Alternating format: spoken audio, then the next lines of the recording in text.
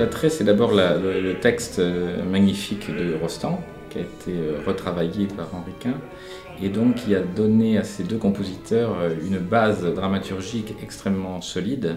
Et puis ce qui fait l'attrait aussi, c'est cette histoire finalement d'amitié entre deux compositeurs qui avaient des esthétiques différentes mais en même temps complémentaires, et donc ils sont intelligemment répartis le travail. En fait, le seul acte qui semble leur avoir posé des problèmes dramaturgiques est le troisième, où il y a même des sortes de collages qu'on voit très bien dans la partition, enfin, où ils se sont vraiment répartis même des petites séquences. Et voilà, c'est très intéressant comme système. C'est aussi une partition tendue parce que je chante mezzo-soprano, donc voilà, une autre voix pourra peut-être faire les choses différemment, mais en même temps, il y a aussi toute une partie du rôle qui est écrite dans les médiums et les graves, donc je pense que la voix, ma tessiture convient à ça. Mais effectivement, ouais, on peut relever qu'il y a des corrélations entre le théâtre parlé et là, ce que Honegger a écrit, parce qu'on sait que c'est Arthur Honegger qui a écrit l'acte 4. Et quand on entend, il existe un enregistrement de Sarah Bernhardt justement dans cet acte 4, on entend presque un peu un chant qu'elle ferait en disant ce texte, et c'était très intéressant pour moi de l'entendre. Disons qu'Ibert s'est intéressé au tableau de cour, donc il y a en particulier des pastiches de valse soi-disant viennoises, mais avec un ton bien parisien, un peu persifleur qui passe dedans. Et puis Le mort de l'Aiglon, naturellement, dans lequel la référence à laquelle on pense instinctivement en le travaillant, c'est la mort de Mélisande, enfin, c'est cette espèce de postérité debussiste. Et Honegger, c'est en effet le sens de la fresque.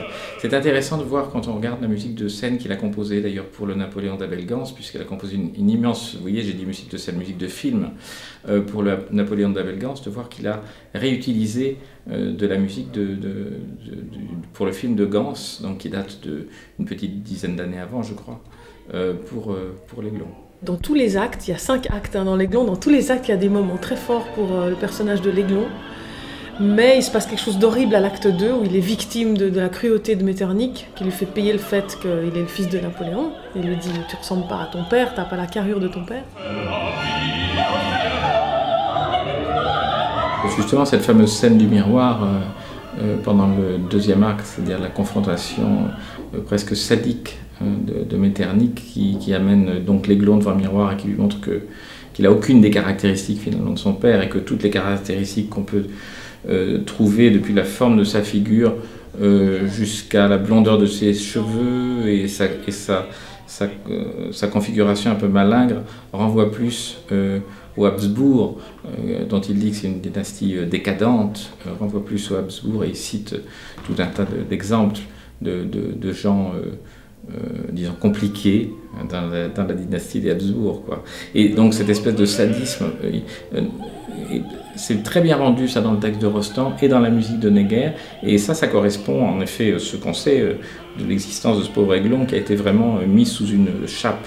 Et jusqu'à la dernière minute, c'est-à-dire les dernières paroles de l'ouvrage, vous lui remettrez son uniforme blanc. Ça veut dire vous lui remettrez, c'est une instruction de Metternich après la mort de l'Aiglon, vous lui remettrez son uniforme autrichien.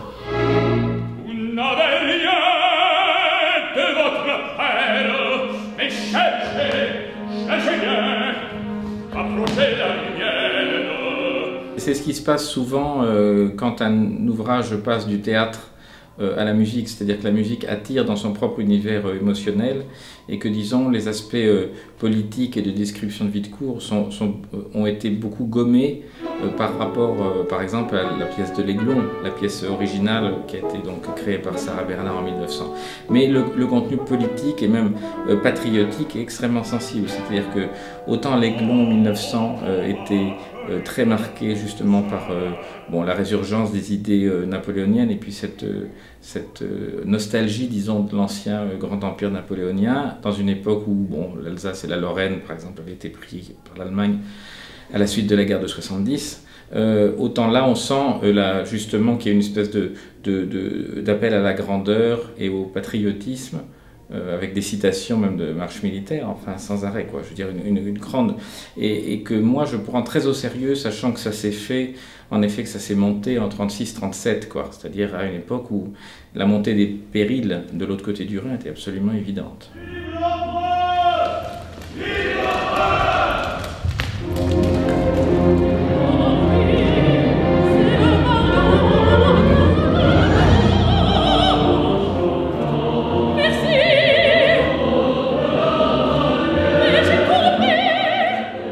Ce qui fait la modernité, c'est que c'est un traitement musical absolument cinématographique. C'est-à-dire qu'il y a un refus de l'emphase, il y a une recherche de la chose qui tombe juste, quoi. Et ça, c'est très moderne. Je veux dire, c'est finalement une œuvre qui fait la durée d'un film, quoi. Les 5 actes de Rostand, les près de 4 heures qui étaient, je pense, à peu près, quand on le lit à vue de nez, la durée de la pièce intégrale, ont été ramenés à 1h30. 1h35, disons, de musique, quoi. Donc c'est un format très Puccini, disons, pour lequel ces 5 actes vont d'ailleurs en durée de plus en plus courte. Le premier acte est le plus développé, fait à peu près 25 minutes, le second doit faire 14 ou 15, le dernier doit faire 14 ou 15. Voilà. Et donc c'est une manière d'accélérer et de serrer le développement. Il n'y a vraiment aucune longueur dans cette œuvre. Et ça, c'est très moderne. Je suis heureux.